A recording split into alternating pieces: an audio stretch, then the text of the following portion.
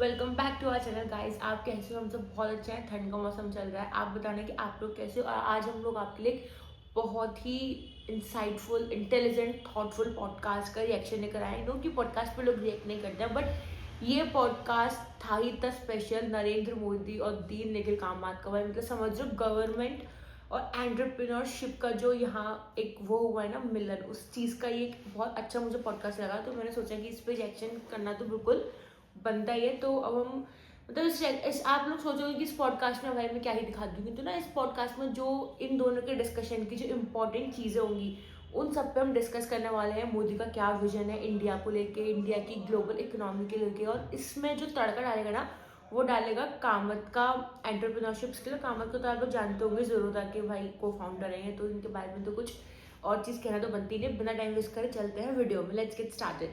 Is आपके life के पहला भाग। प्री पीएम, प्री सीएम, आप कहाँ पैदा हुए थे, पहले 10 सालों में आपने क्या किया था? If you can throw some light on the first era of your life. देखिए, वैसे तो सबको पता है मेरा जन्म गुजरात में, नॉर्थ गुजरात में महसाना डिस्ट्रिक्ट है। वहाँ वडनगर एक छोटा सा टाउन है। जब हम छोटे थे तब तो शायद 15,000 की आबादी थी, जैसे मोटा मोटा मुझे याद है। मैं उस स्थान से हूँ। लेकिन तब तो जैसे हर एक का अपना एक गांव होता है, वैसा एक मेरा गांव था। मेरे गांव एक प्रकार से गायकवाड़ी स्टेट था। तो गायकवाड़ स्टेट की एक विशेषता थी, हर गांव में एजुकेशन के प्रति बड़े आग्रही थे। एक तालाब होता था, पोस्ट ऑफिस होती थी, लाइब्रेरी होती थी। ऐसे एक 4-5 चीजें, यानी गायकवाड़ी स्टेट का गांव है तो ये होगा ही होगा, ये उनके विषय व्यवस्था थी। तो मैं वो उस गायकवाड़ी स्टेट की जो प्राइमरी स्कूल बनी हुई थी उसमें ही पढ़ा था। तो मेरे खैर बचपन में वहीं रहा। तालाब था तो स्विमिंग करना सीख गए वहाँ।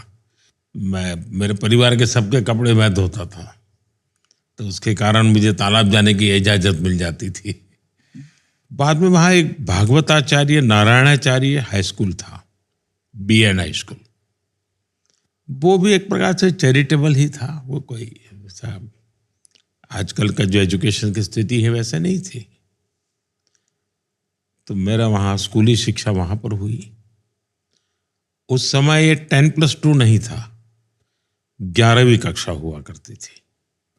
मैंने कहीं पढ़ा था कि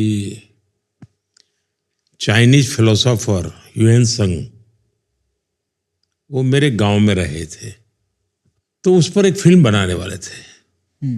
तो मैंने उस समय शायद उनकी यहाँ एम्बेसी को या किसी को चिट्ठी लिखी थी कि भाई आपने ने कहीं पढ़ा है कि आप ह्यूएन त्संग के लिए फिल्म बना रहे हैं, तो मेरे गांव में वो रहते थे, अब उसको भी जिक्र कहीं करना। ऐसा करके मैंने कुछ प्रयत्न किया था। वो बहुत साल पहले की बात है। उसके पहले मेरे गांव में एक रसिक भाई दवे करके थे। वे कांग्रेस के लीडर थे, थोड़े समाजवादी विचार के भी थे, और मूल वो सौराष्ट्र के थे और मेरे गांव में आकर के बसे थे।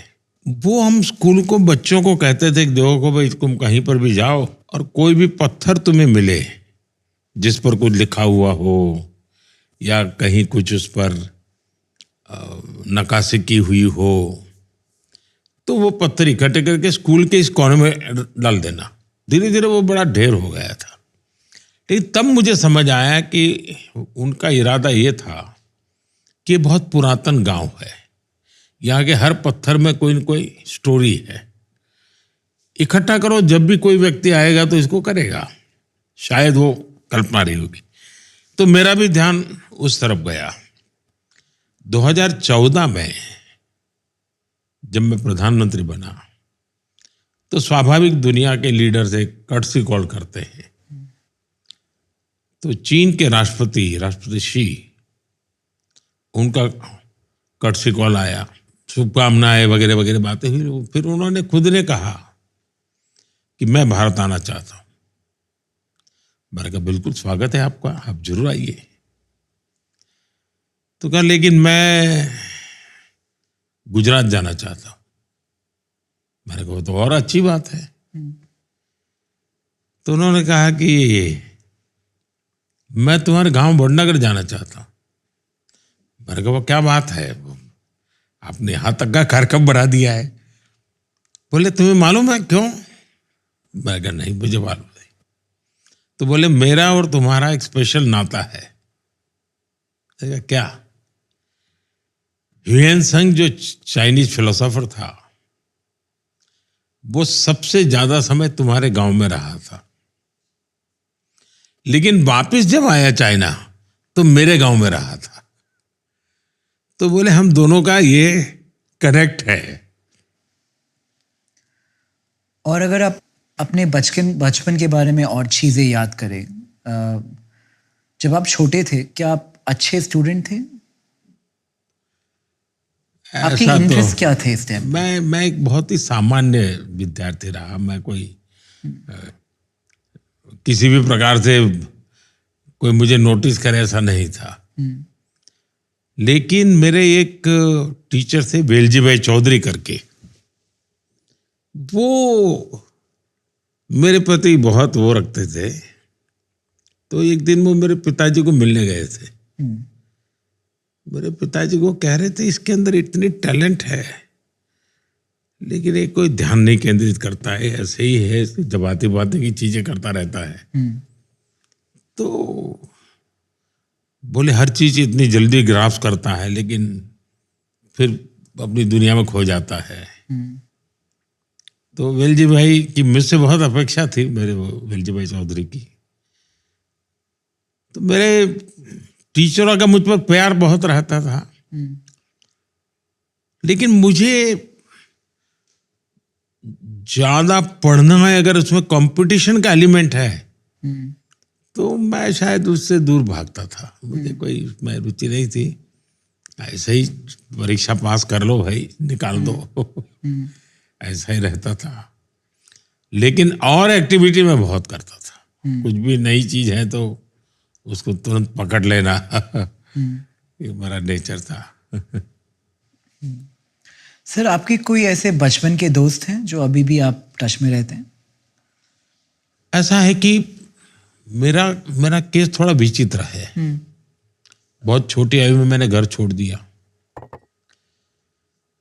घर छोड़ा मतलब सब कुछ छोड़ा मैंने, किसी से मेरा संपर्क नहीं था। तो बहुत बड़ा गैप हो गया। तो मेरा कोई कांटेक्ट नहीं था, किसी से कुछ लेना देना भी नहीं था। और मेरी जिंदगी भी एक अनजान ऐसे ही भटकते इंसान की थी। कोई कौन पूछेगा मुझे, तो मेरा जीवन ही ऐसा नहीं था। लेकिन जब मैं सीएम बना तो मेरे मन में कुछ इच्छाएं जगी। एक इच्छा ये जगी कि मेरे क्लास के जितने दोस्त हैं पुराने, सबको मैं सीएम हाउस में बुलाऊंगा।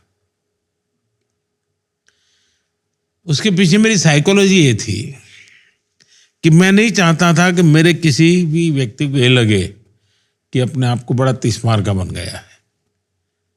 मैं वही हूं जो सालों पहले गांव छोड़ के गया था।